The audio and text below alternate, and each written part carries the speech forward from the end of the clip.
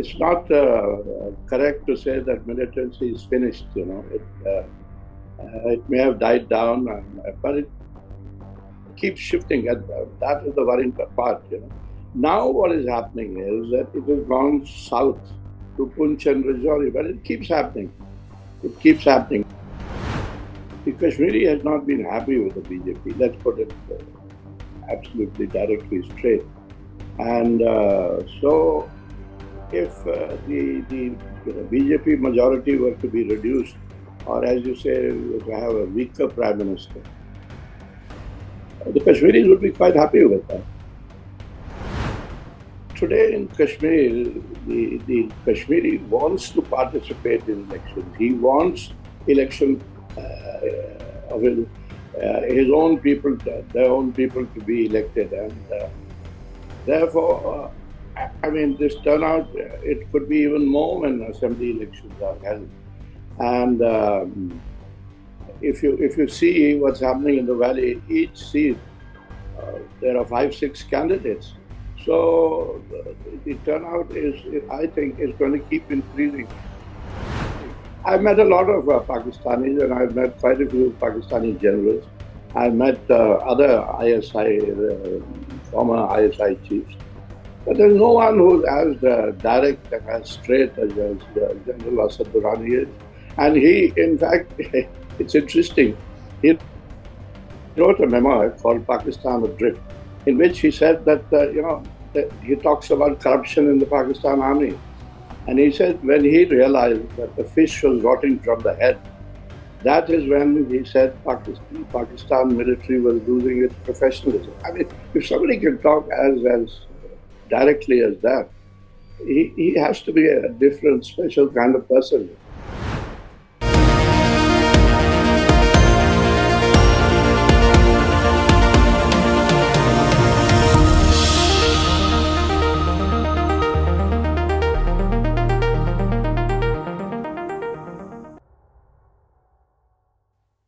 Hello and welcome to a special interview for The Wire.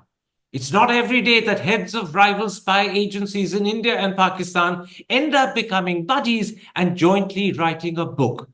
But that's exactly what's happened in the case of General Asad Durrani, the former head of the ISI in Pakistan, and Amarjit Singh Dulat, the former head of R&AW in India. They've written 2 books. The first was called The Spy Chronicles. The second has just been released, and here it is. It's called Covert, and its subtitle is The Psychology of War and Peace. Joining me now to talk about Covert, as well as the elections presently happening in the valley in Kashmir, is the former head of R&AW, Amarjit Singh Dulat. Mr. Dulat, let's start with your new book, Covert, which is another collaboration between yourself, a former head of R&AW, and General Asad Durrani, a former head of ISI.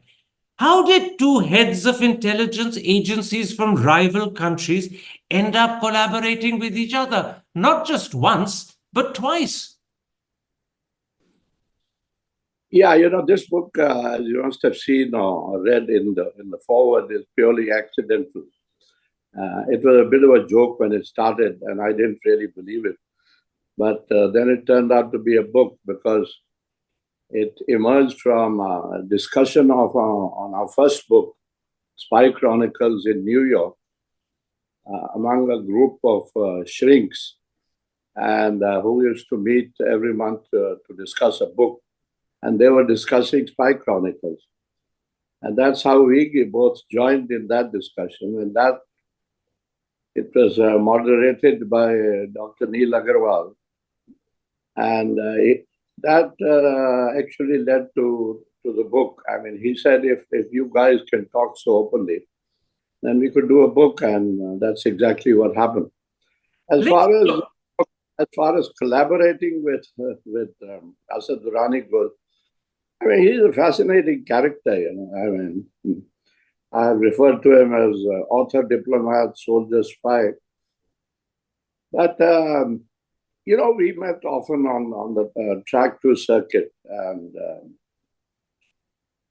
a sort of chemistry developed. What I liked most about him, or what struck me most, was his candor, his directness. he called a spade a spade. And I thought that was amazing. You won't believe how it all started. It started during one of these meetings in Bangkok on the river. It was called the Chao Phraya Dialogue. And I was absolutely raw and new. And both of us were on a panel discussing terrorism. And he wanted me to speak first, and I didn't know what to say. I was waffling and I think talking mostly rubbish. When his turn came, he said something which I thought was incredible. He says all intelligence agencies use proxies. So I was quite amazed that he's saying this in an open house. So when we broke for coffee, and I said, General Saab, what were you talking about? What is this proxy business? So he said to me, he looked me in the eye, and he said, what do you think the Mukti Bahini was? So I said, okay, I've got your point, and that is it. But it's happened so often that, whether it is even Pakistan today, he will say, and he said in this book that Pakistan is in a mess. He acknowledged that, the ISI of Pakistan made a huge mistake with Amanullah Khan not supporting his demand for independence. And he also said that Kargil was a blunder.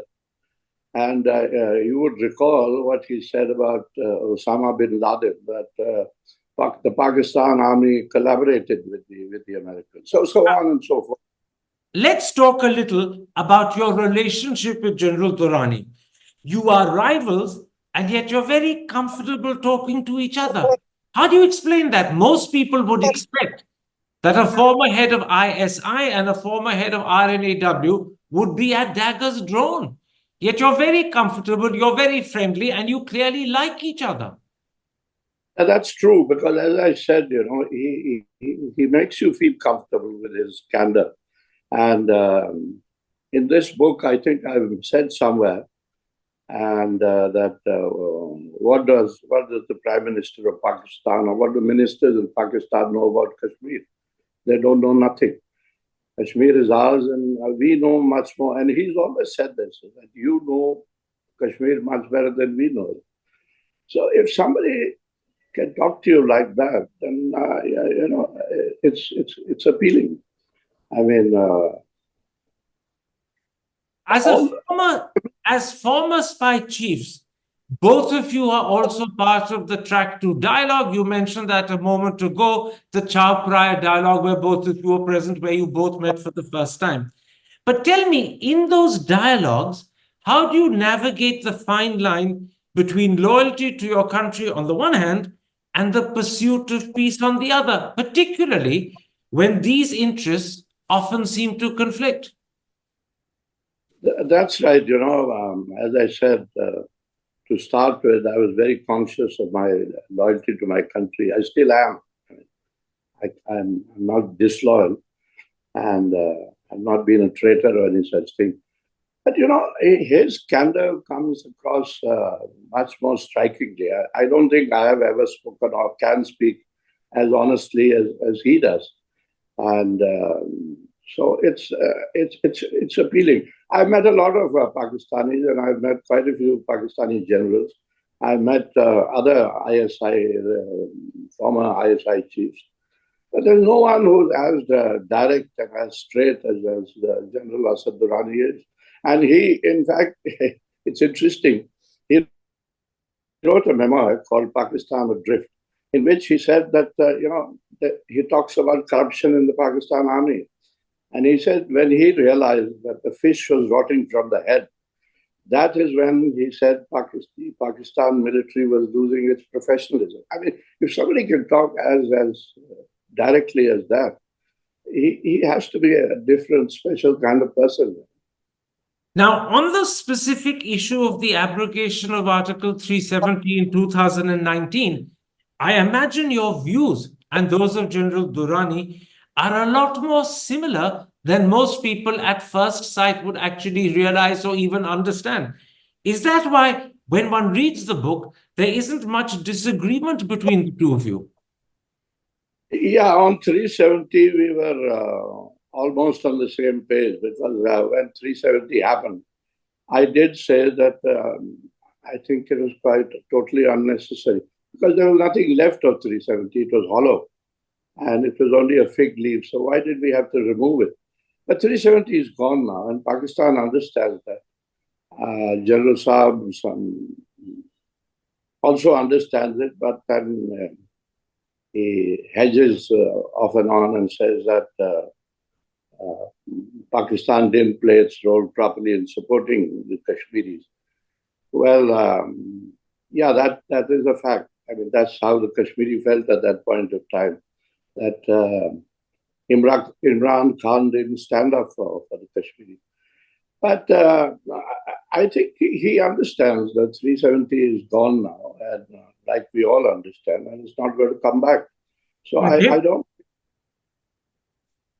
Carry on. I don't think there's any disagreement on that.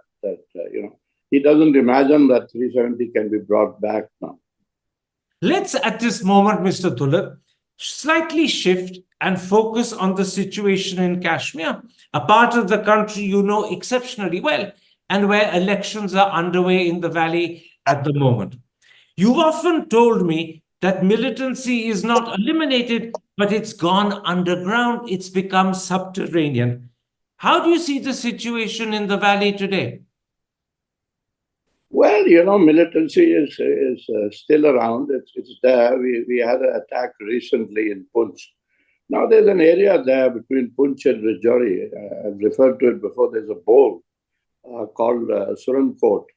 And that's a pretty hostile place. And we've had numerous attacks there. And one happened recently again. So it's not correct to say that militancy is finished. It may have died down, but it keeps shifting. And that is the worrying part. Some time ago or a few years ago, we used to say the south was the worst affected area.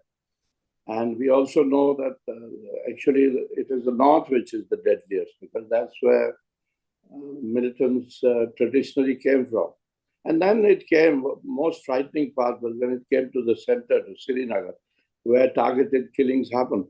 Now what is happening is that it has gone south to Poonch and Rajouri, but it keeps happening.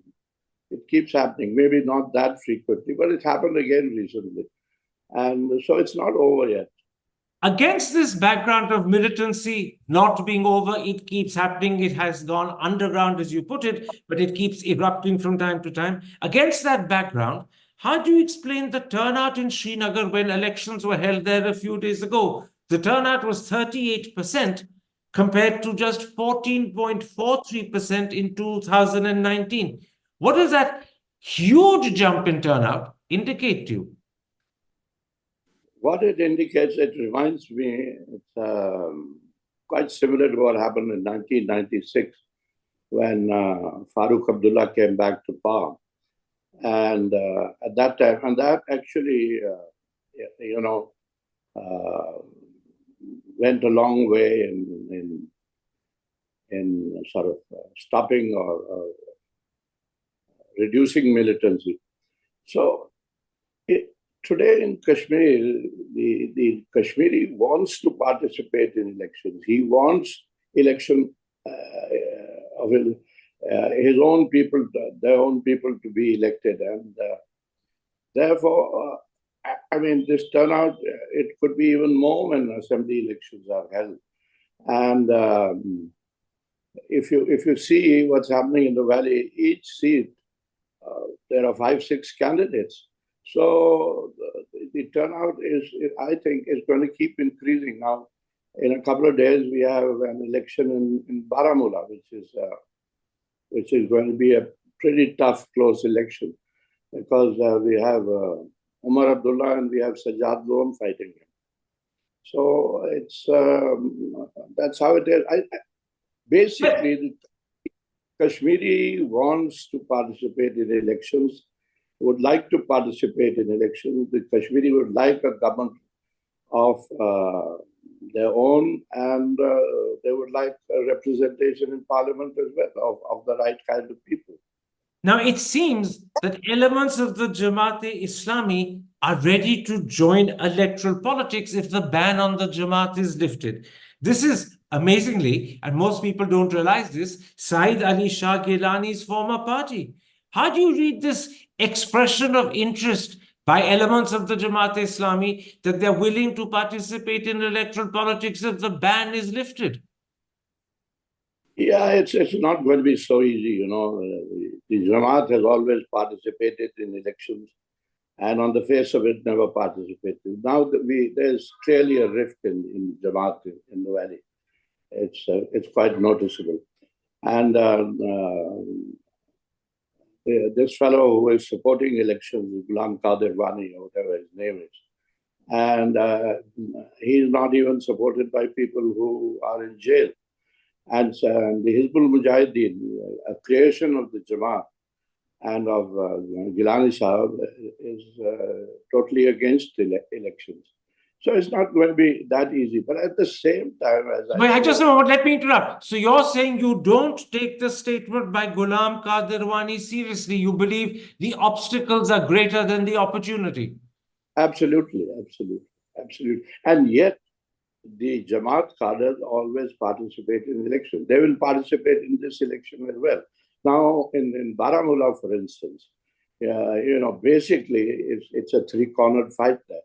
Omar Abdullah, Sajjad Lone, and there's a guy who's in jail, and his son is campaigning very hard for him, Engineer Rashid, as he's called. He belongs to North Kashmir, and he is supported by the Jamaat. So the Jamaat always does support somebody or the other. In the past, you're saying Jamaat cadres will participate, which they already are. You cited the example of Baramulla, but the Jamaat itself, because the obstacles are greater than the opportunity, is unlikely to formally enter and the ban be lifted to permit it to do so. Yeah, it won't be easy. I don't see it happening. Now, there's a lot of speculation about the overall election result. Let me put one scenario to you. If Narendra Modi returns a weaker prime minister, or if he can't form a government, what do you believe will be the likely impact in the valley? Well, this is a very difficult question to answer, whether Modi ji will win or lose the election, or he'll be a weaker prime minister. But ever since, I take you back to Mufti Sahab's time, ever since Mufti entered into an accord with the BJP, the Kashmiri has not been happy with the BJP. Let's put it absolutely directly straight. And so if the BJP majority were to be reduced, or as you say, to have a weaker prime minister, the Kashmiris would be quite happy with that. What do you believe will be the likely impact on Pakistan if Narendra Modi is returned either a weaker prime minister or can't form a government? I don't think it makes too much of a difference to Pakistan. We are having general elections, 7 phases. It's gone on, and Pakistan has not uttered a word about the elections in India this time. And Pakistan would be quite happy to do business with Modi Sahab. I don't think they have a problem there. And the Sharifs have always been more India friendly, let me put it like that. So whether it is Shahbaz or whether it is Nawaz, and actually the one who is still calling the shots is very much is Nawaz Sharif. So they would be happy, very happy talking to Modi Sahab. But can I interrupt and put this to you? Do you believe there are still a few slender, possibly, prospects of peace? I know that you're often regarded as a champion of peace, but in covert, you don't seem to be as optimistic as I've known you to be in the past. That's right. So are there still a few slender prospects for peace, or are they getting snuffed out? Well, as things stand today, and that's what we've said in covert, of course, this book or this discussion happened 2 years ago, and it didn't look like any forward movement on Pakistan, and it doesn't look so today. But who knows what will happen after the elections? It's not that Prime Minister Modi has never shown interest in Pakistan. Let's not forget, for his swearing in, he invited Nawaz Sharif to Delhi. And then he made a surprise visit to Nawaz Sharif in December 2015. But that was 9 and 10 years ago.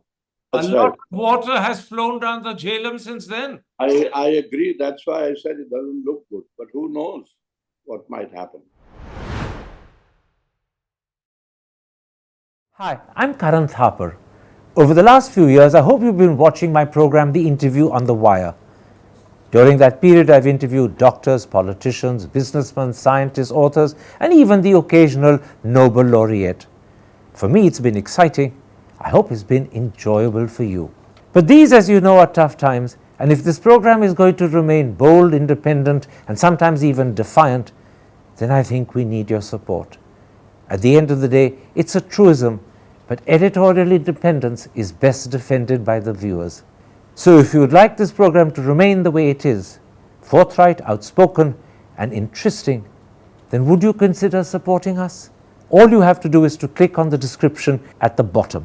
But more than anything else, I hope you will continue to watch the interview. Your viewership means an awful lot to me.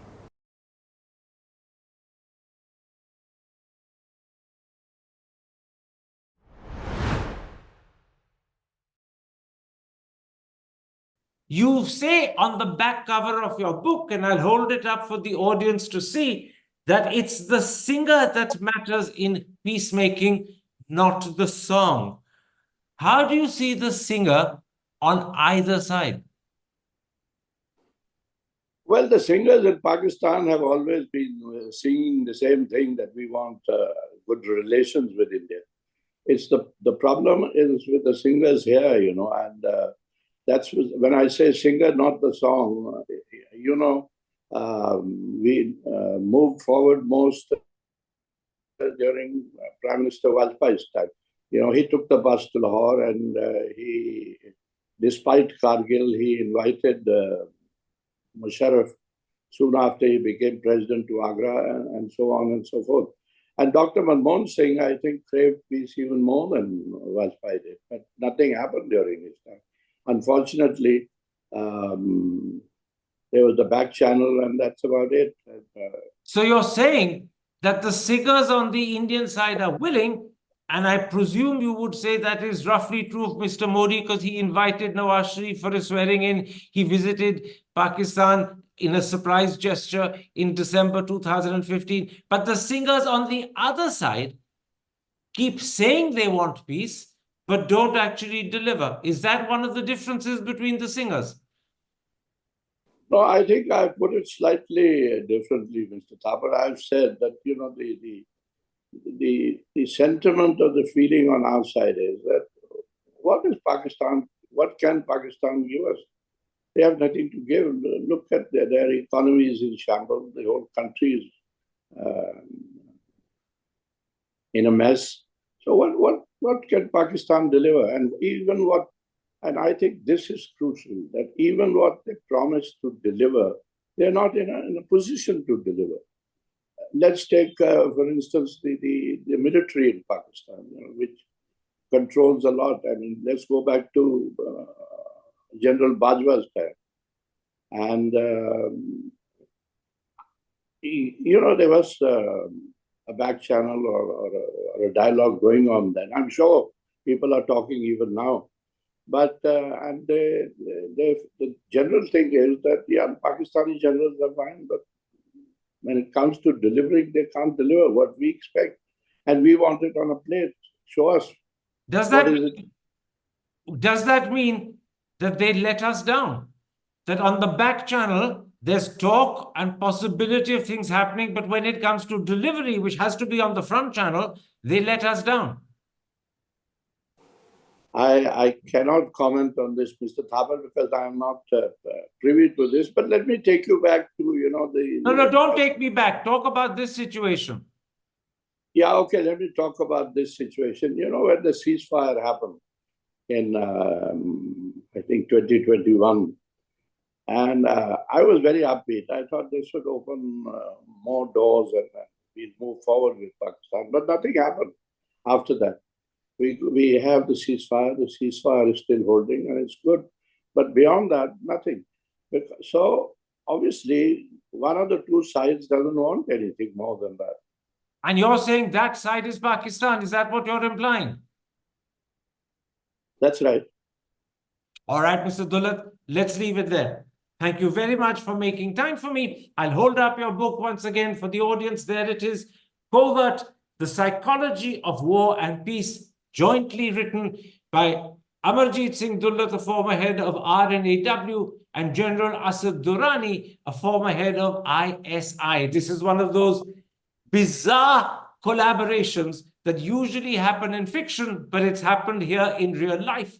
A former head of Pakistan's spy agency and a former head of India's spy agency have not only collaborated to produce their second book, but they're also, and this is actually the truth, they've also become good buddies.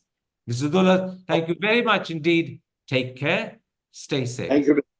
Thank you very much. Hi, I'm Karan Thapar. Over the last few years, I hope you've been watching my program, The Interview on the Wire. During that period, I've interviewed doctors, politicians, businessmen, scientists, authors, and even the occasional Nobel laureate. For me, it's been exciting. I hope it's been enjoyable for you. But these, as you know, are tough times, and if this program is going to remain bold, independent, and sometimes even defiant, then I think we need your support. At the end of the day, it's a truism, but editorial independence is best defended by the viewers. So if you would like this program to remain the way it is, forthright, outspoken, and interesting, then would you consider supporting us? All you have to do is to click on the description at the bottom. But more than anything else, I hope you will continue to watch The Interview. Your viewership means an awful lot to me.